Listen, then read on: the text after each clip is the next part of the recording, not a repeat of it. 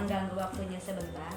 Saya ingin mewawancarai Ibu mengenai kasus-kasus yang terjadi di sekolah.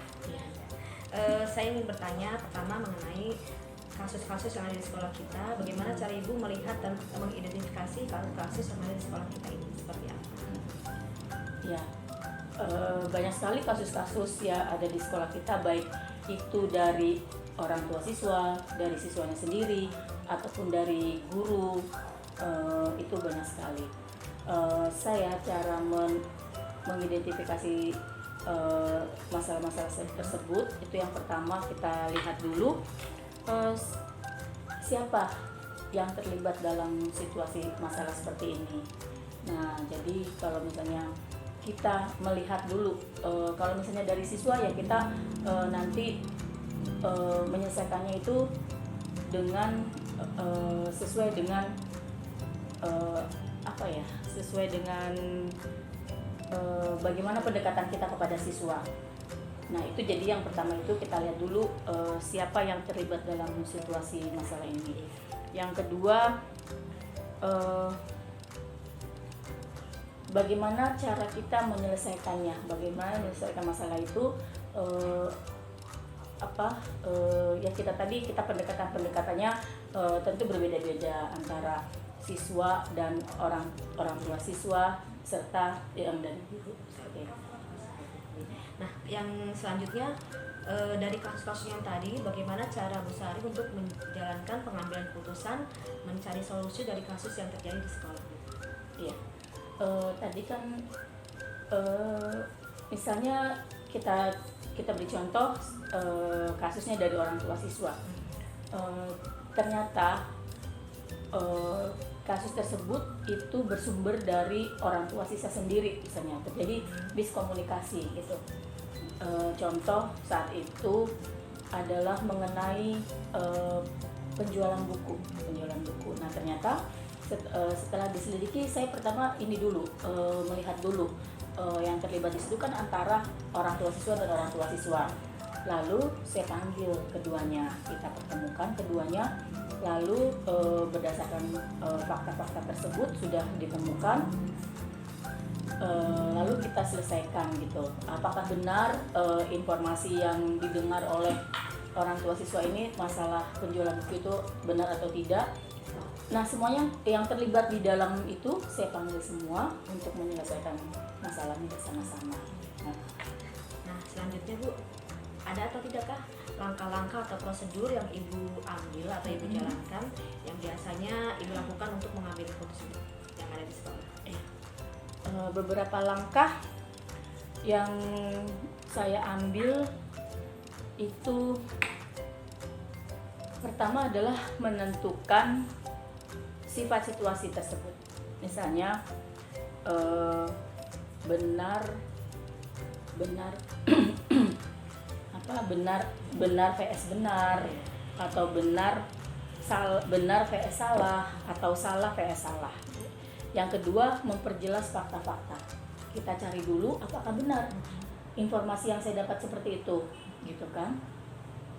Misalnya ada informasi mengenai ada seorang guru yang menjual buku misalnya gitu. Nah, tidak harus informasi itu saya percaya dulu. Jadi saya harus cari sendiri fakta-fakta tersebut, apakah benar guru yang bersangkutan itu menjual buku atau tidak gitu. Yang ketiga, pihak-pihak yang terlibat dalam masalah tersebut. Saya akan tanyakan apa alasannya dan apa motivasinya. Ya, kita konfirmasi istilahnya dengan yang bersangkutan. Terus yang keempat, memikirkan beberapa opsi tindakan terhadap guru yang bersangkutan tersebut. Dan yang kelima, mengevaluasi opsi-opsi dengan pendekatan etika yang berbeda. Bagus sekali Bu langkah-langkahnya. Dari semua langkah-langkah yang tadi Ibu sebutkan tadi, langkah-langkah atau hal-hal yang paling efektif yang sudah Ibu lakukan dari pengambilan keputusan tersebut seperti apa Bu? Yang paling efektif itu tadi setelah saya melihat, maksudnya membuktikan sendiri fakta yang terjadi, saya tuh lebih senang itu mengkonfirmasi langsung dengan eh, orang yang bersangkutan, dipanggil berbicara melalui beberapa pendekatan terhadap masalah tersebut dengan orang tersebut.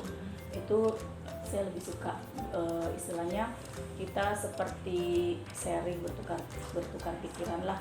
Jadi tadi sambil ngobrol-ngobrol santai atau seperti apa gitu. Kalau misalnya dia memang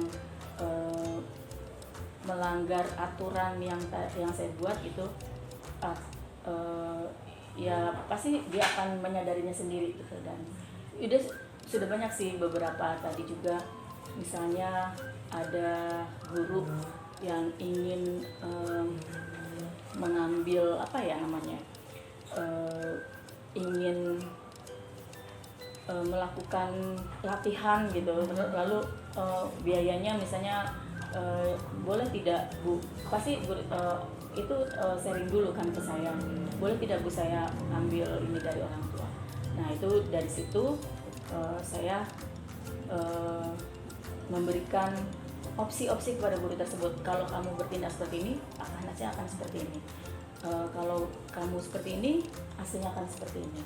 Nah akhirnya guru tersebut pun menyadari alasan saya tidak mengiyakan pendapat dia gitu. Nah, dari semua yang tadi Ibu lakukan untuk menangani kasus, langkah-langkah, dan ada tidak tantangan atau hambatan yang Ibu alami selama pengambilan keputusan yang sudah Ibu lakukan? Ya, tantangannya alhamdulillah selama ini ada sih. Misalnya saya juga kadang-kadang ketika misalnya guru tersebut sulit untuk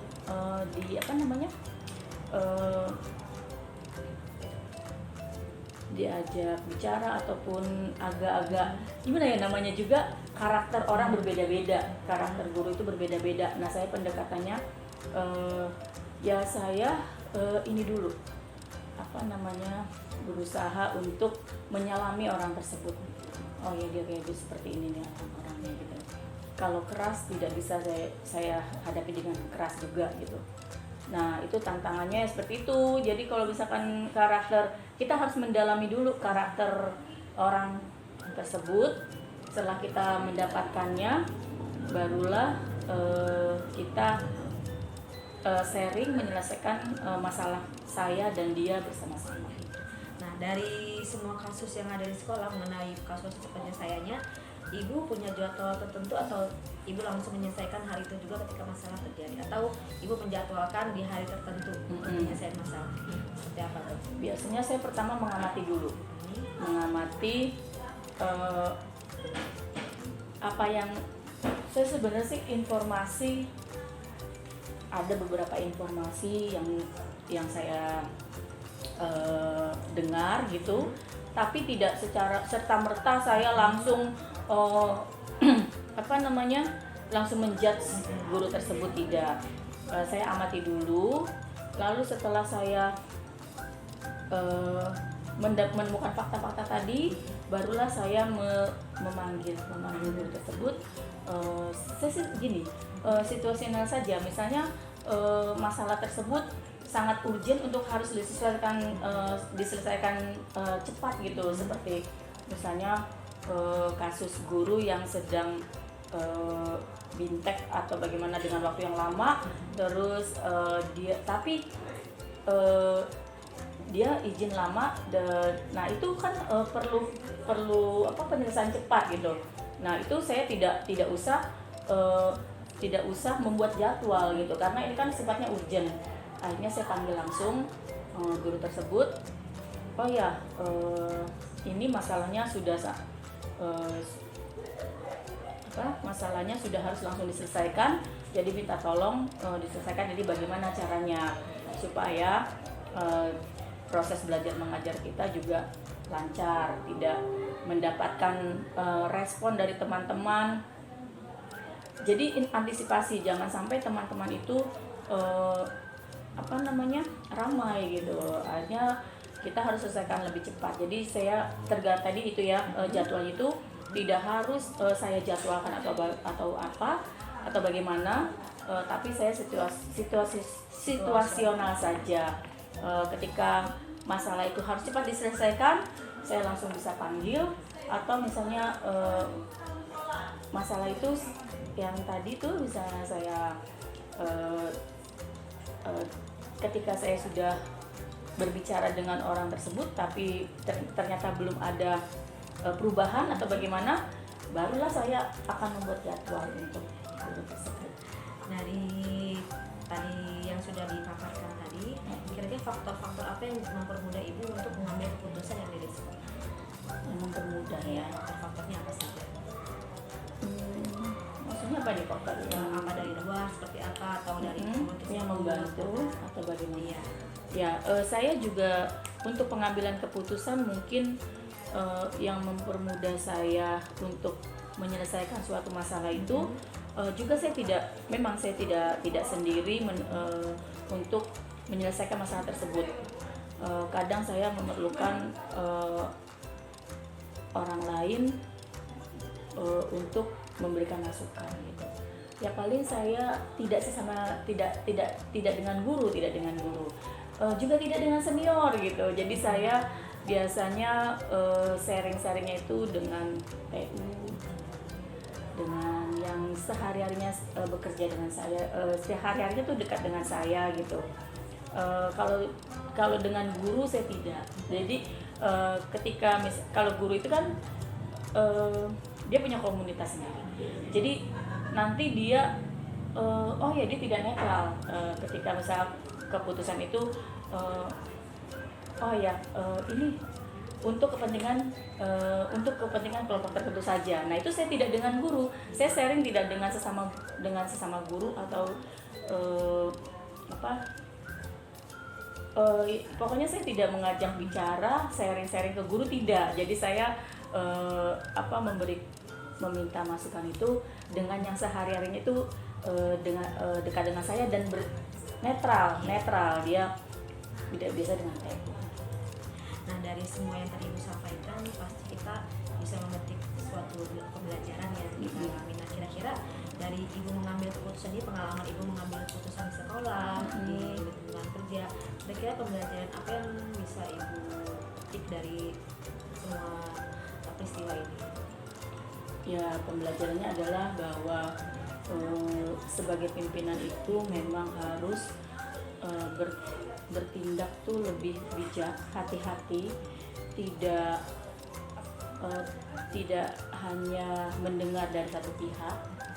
Nah itu tadi seperti yang tadi saya ucapkan tadi, saya tidak pernah sharing ada masalah apapun di sekolah tuh saya tidak pernah sharing dengan guru-guru gitu, saya dengan orang-orang yang netral gitu. Nah tadi itu saja ya, pembelajarannya itu tadi, saya harus lebih berhati-hati, tidak terburu-buru dalam mengambil keputusan, lebih berhati-hati dan lebih bijak. Maksudnya lebih bijaksana ini harus keputusan itu harus untuk kebaikan bersama. Terima kasih Bu waktunya sudah membantu saya untuk wawancara mengenai modul 3 di situ ini. Terima kasih banyak. Selamat siang Ibu.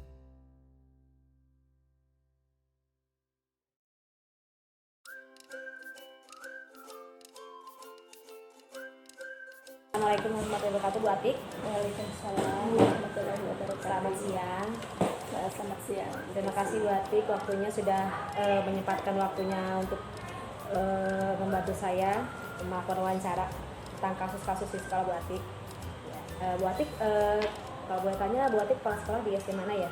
Di sekolah SD Makassari 04. Ya, saya ingin bertanya mengenai kasus-kasus yang terjadi di sekolah Bu Atik. Pastikan Bu Atik pernah mendengar kasus atau mengalami kasus-kasus yang terjadi di Bu Atik, misalkan oleh orang tua atau dengan anak-anak maupun dengan rekan guru. Nah, kira-kira kasus seperti apa yang pernah Bu Atik alami yang terjadi di sekolah Bu Atik? Kasus tentang anak atau dan guru? Iya. Ya. Kalau anak biasanya yang kita dengar dari guru itu, siswa itu siswa itu malas untuk sekolah, ada yang siswanya susah baca tulis dan hitungnya. Nah itu, terus karena yang keduanya dari guru itu karena kemarin itu corona itu kan pakai online ya, Iya, pakai HP. HP. Nah dari situ keterusan ada guru yang keterusan main HP di dalam kelas gitu. Setelah menerangkan ternyata dia asik main HP. Ada yang seperti saya lihat gitu ya. Saya kan keliling terus nah, ternyata itulah kasusnya. Ada aja yang seperti itu. Nah, banyak sekali ya Bu Atik ya kasus yang terjadi. Harus butuh penanganan khusus ya Bu Atik. Nah kira-kira bagaimana Bu Atik menjalankan pengambilan keputusan di sekolah Bu Atik mengenai kasus-kasus yang terjadi di sekolah Bu Atik tersebut? Kan terkadang di kasus tersebut ada dua kepentingan yang sama-sama benar, ada yang benar atau salah. Nah gimana cara Bu Atik menangani kasus tersebut? Ya dilema ya antara kasus misalnya di satu sisi kalau orang tua kasus itu kan yang siswa nih ya, guru memberikan pengetahuan ke anak, udah dikasih pelajaran seperti ini belum ngerti juga, terus sudah gitu ada juga yang memberikan kasih tahu lah, ibaratnya kasih tahu ke orang tua murid tolong sambil dibantu. Kadang ada orang tua murid yang tidak suka atau enggak, anak saya merasa pintar kalau di rumah gitu.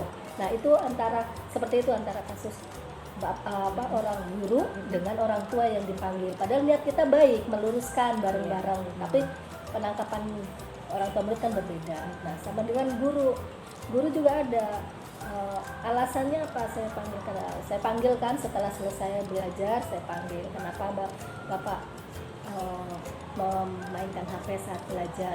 Alasannya ada kepentingan, ada alasannya saya ngambil materi. Nah seperti itu, padahal kita juga langkah baiknya kan kalau mengambil materi kan sebelum mengajar kita seperti itu kan, kita panggil kan. Nah kadang di satu sisi guru kurang suka kita panggil, padahal di sisi lain kita kan ingin meluruskan supaya pembelajaran ini baik dan kondusif gitu ya dengan siswa. Kira-kira langkah-langkah atau prosedur apa yang sudah Bu Atik lakukan dan biasa dilakukan di sekolah untuk menangani kasus-kasus yang ada di sekolah?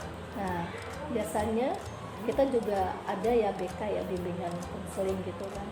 Nah selain kita panggil dari dia kasus, kita juga ada setiap beberapa bulan sekali memang kita rutin ya, kita jadwalkan. Jadi untuk perbaikan pembelajaran, nah seperti itulah kita adakan jadwal.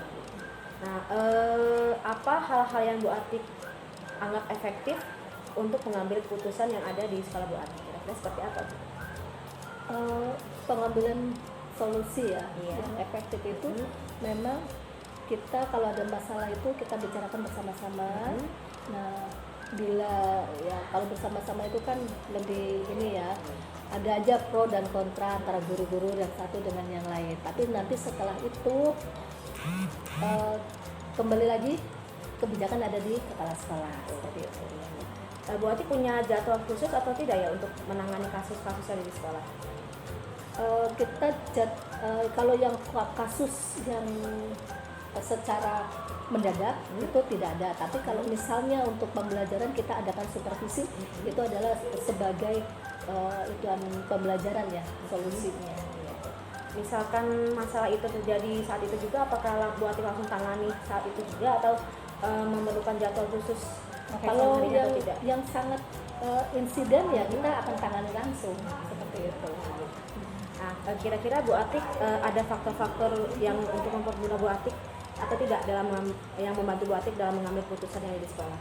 Ya kita otomatis ya kita cari latar belakangnya dulu permasalahan tersebut.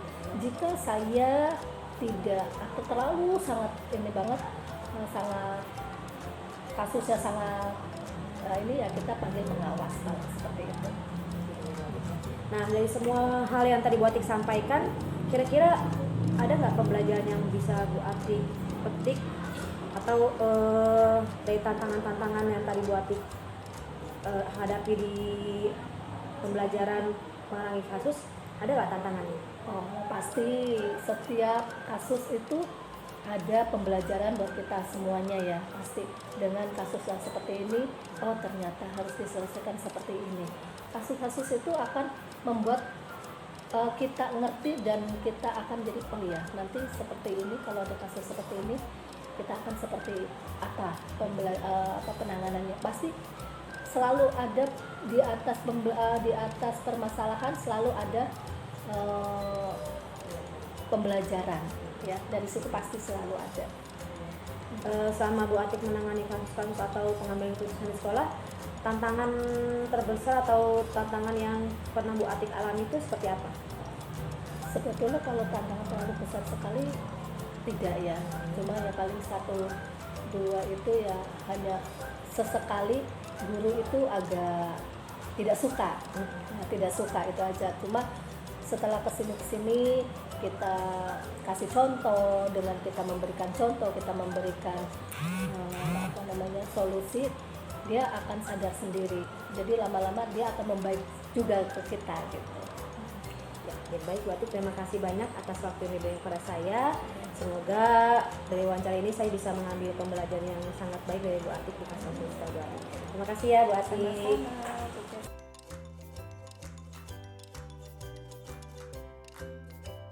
Assalamualaikum warahmatullahi wabarakatuh. Baik, saya akan membahas mengenai hasil analisis dan refleksi yang terhadap wawancara yang sudah saya lakukan kepada Kepala Sekolah SDN Mekarsari 01 dengan Kepala Sekolah SDN Mekarsari 04. Ada beberapa hal menarik yang sudah saya temui dari hasil wawancara tersebut. Dengan adanya kasus-kasus yang ada di sekolah, ternyata kasus tersebut tidak hanya terjadi antara rekan guru saja, tetapi kasus tersebut juga terjadi dengan orang tua maupun siswa di kelas selama pembelajaran. Selama penyelesaian kasus tersebut, kepala sekolah itu tidak serta-merta atau tidak terlihat dengan adanya penyelesaian kasus dan pengambilan keputusan menggunakan 4 paradigma, 3 prinsip dan 9 langkah pengujian yang dilakukan. Jadi mereka menyelesaikan permasalahan atau kasus yang terjadi di sekolah itu dengan beberapa langkah, misalkan mengidentifikasi kasus tersebut, kemudian mencari penyebabnya, dan setelah itu melakukan penyelesaian dengan orang-orang yang bersangkutan dalam kasus tersebut. Beberapa persamaan dan perbedaan dari hasil wawancaranya yaitu dengan salah satunya adalah langkah-langkah penyelesaian kasus yang dilakukan oleh pimpinan atau kepala sekolah Bu Atik dan Bu Sari. Langkah-langkahnya hampir sama. Yang pertama, mereka mengidentifikasi permasalahannya dan kemudian menyelesaikan permasalahannya dengan orang-orang yang terkait dengan kasus tersebut, misalkan dengan memanggil guru-guru atau orang tua maupun siswa yang terlibat dalam kasus yang terjadi di sekolah. Rencana ke depan para pemimpin tersebut untuk menjalani pengambilan keputusan yang mengandung unsur dilema etika, mereka tidak langsung menyelesaikan hari itu juga. Mereka lebih dahulu meneliti dan melihat akar permasalahan dari kasus tersebut dan agar pengambilan keputusan mereka itu tidak salah. Dan mereka mengukur efektivitas pengambilan keputusan itu melihat hasil-hasil dan melihat sejauh mana hasil keputusan yang sudah dijalankan itu memberikan dampak baik bagi kasus yang sudah terjadi.